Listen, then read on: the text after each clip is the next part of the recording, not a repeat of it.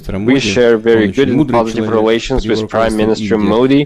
He's a very wise man, and India has been making great strides in its development under his leadership. Recently, Russia के president Putin ने prime minister of India की बहुत तारीफ की है। वो दौर आ गया है कि दूसरी कंट्रीज जो है वो इंडिया से बेनिफिट लेती हैं और उनकी तारीफों के पुल बांधती हैं। कल मैं गई हूँ वहाँ वाघा बॉर्डर पे, भारत की साइड पे सीट्स भरी हुई थी, बेतहाशा लोग थे, हमारी तरफ बहुत कम लोग थे।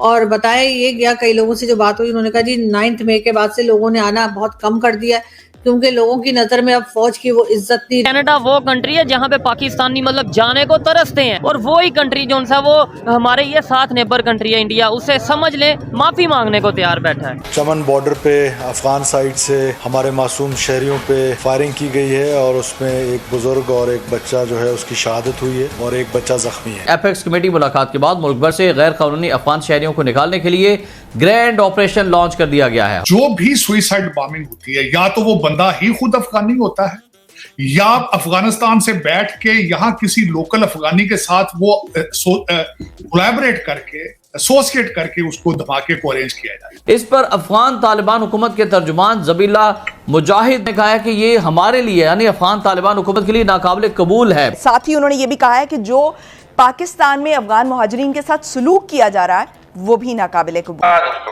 दोस्तों रिसेंटली रूस के प्रेसिडेंट व्लादिमीर पुतिन ने एक कॉन्फ्रेंस में बात करते हुए भारत और हमारे प्रधानमंत्री मोदी जी की तारीफ की है।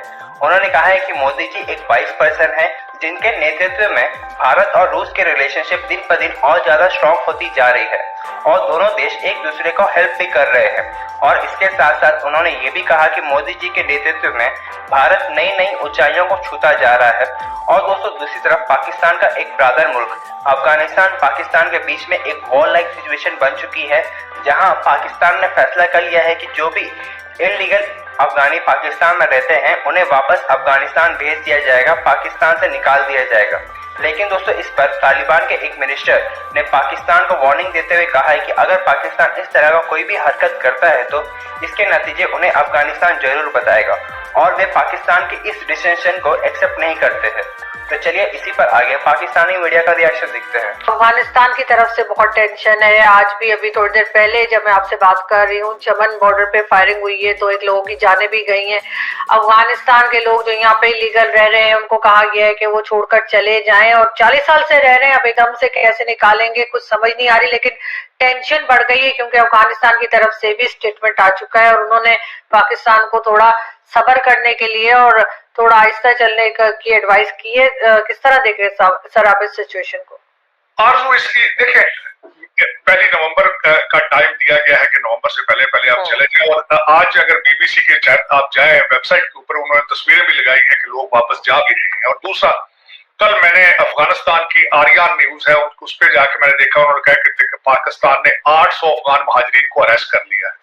और दूसरा जो अगले दिन लेकिन इसमें देखना ये चाहिए हमारी एजेंसियों की भी रिसेंट रिपोर्टें हैं, हमारी रिसेंट इसके ऊपर लोगों ने आर्टिकल भी लिखे हैं।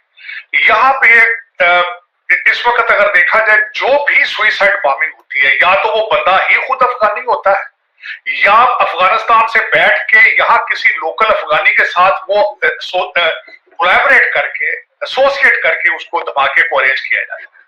या तो फिर ये अगर अफगान तालिबान को अगर ये कहते हैं स्लो करें तो अपना होमवर्क भी तो करें ना, फिर रोके इन चीजों को, रोकते भी नहीं है। अब पाकिस्तान में देखिए मैं इस हक में हूं कि इन अफगानी महाजिरीन को वापस जाना चाहिए, इसमें कोई शक नहीं, और बाई फोर्स इनको भेजना चाहिए। उसकी वजह ये है कि इनके अपने हालात तालिबान के हमेशा वो जो कहते हैं कि जी, बल्कि तालिबान ने तो ट्रैवल एडवाइजरी अपने अफगान सिटीजन को कही थी कि पाकिस्तान ना जाए, वहां पे हालात खराब है, तो इनको वापस एक्सेप्ट करें, इनको जाना चाहिए, बाई फोर्स निकालना चाहिए। बल्कि कुछ कल हमारे जो लिबरल लोग हैं पाकिस्तान के उन्होंने कहा है नहीं जी ये मुहाजिरीन को इस तरह नहीं, according to the United Nation laws, लेकिन यूनाइटेड नेशन लॉ ये भी तो अलाउ नहीं करते ना कि आप बॉम्बिंग करें यहाँ पे। जब आप खतरा हो आपको जान का, अपनी स्टेट में अपने आप को भी तो बचाना है। लेकिन मैं इस हक में हूं कि इनको वापस जाना चाहिए। और दूसरा देखिए ये इस वक्त जो कानून है वो ये है कि किसी भी अफगानी ने जब आना होता है वो अपने अफगान गवर्नमेंट की तरफ से एक एप्लीकेशन देता है, फिर वो डॉक्यूमेंट, उसको तज़किरा कहा जाता है, उस पे वो पाकिस्तान में आता है। अब इन्होंने वो कहा है कि हम वो तज़किरा नहीं उसको ऑनर करेंगे, आप वीजा लेकर आए, हम वीजे को ऑनर करेंगे। तो दूसरा मेरे ख्याल में ये लेजिट है, दुनिया हर मुल्क में इस तरह होता है। और देखा पाकिस्तान के लिए अगर देखा जाए तो यही एक प्रॉब्लम था कि नेशनल इंटरेस्ट पे पहले माजी में फैसले नहीं होते थे। अब अगर नेशनल इंटरेस्ट पे उन्होंने कहा कि इनको ये निकले यहाँ से जाए तो निकालना चाहिए। मैं तो खुश हूं इस बात पे कि लॉ एंड ऑर्डर पे तवज्जो दी जा रही है। ना सिर्फ हमारे जो फेडरल इंटीरियर मिनिस्टर उन्होंने कहा है, बल्कि बलूचिस्तान के जो चीफ मिनिस्टर है और जो बलूचिस्तान के जो इंटीरियर मिनिस्टर है उन्होंने भी कहा है कि ये जो गैर मुल्की हैं इनको वापस जाना चाहिए। एपेक्स कमेटी मुलाकात के बाद मुल्क भर से गैर कानूनी अफगान शहरियों को निकालने के लिए ग्रैंड ऑपरेशन लॉन्च कर दिया गया है। हुकूमत पंजाब में भी जाली शनाख्ती कार्ड फौरी तौर पर ब्लॉक करने और गैर कानूनी अफगानों का डेटा मुरतब करने का टास्क पुलिस को सौंप दिया है। सिंध में भी गैर कानूनी तारकीन वतन के खिलाफ ऑपरेशन शुरू कर दिया गया है, क्योंकि गुज़श्ता रोज 3 अक्टूबर को आर्मी चीफ की मौजूदगी में निगरान वज़ीर आज़म अनवारुल्लाह काकड़ की ज़ेर सदारत एपेक्स कमेटी के इजलास में अहम फैसले किए गए थे, जिनमें अफगान शहरियों समेत तमाम गैर मुल्की तारकीन वतन को मुल्क छोड़ने का हुक्म भी शामिल था। और इजलास के बाद प्रेस कॉन्फ्रेंस में निगरान वज़ीर दाखिला सरफराज बुगटी ने ऐलान किया था कि 1 नवंबर के बाद गैर कानूनी तौर पर मुकीम गैर मुल्कियों को मुल्क बदर कर देंगे और 1 नवंबर के बाद कोई भी बगैर वीजा और पासपोर्ट मुल्क में दाखिल नहीं हो सकेगा। पाकिस्तान में तकरीबन 1.73 मिलियन अफगान शहरियों के पास रहने के लिए कोई कानूनी दस्तावेजात नहीं। मजमूई तौर पर 4.4 मिलियन अफगान मुहाजिरीन पाकिस्तान में रहते हैं। इस पर अफगान तालिबान हुकूमत के तर्जुमान जबीला मुजाहिद ने, जो हुकूमत पाकिस्तान ने फैसला किया है कि अफगानों को निकाल दिया जाएगा, गैर कानूनी अफगानों को, इस पर पाकिस्तान में अफगान मुहाजिरीन के साथ जारी सलूक को उन्होंने कहा है कि ये हमारे लिए यानी अफगान तालिबान हुकूमत के लिए नाकाबिल कबूल है।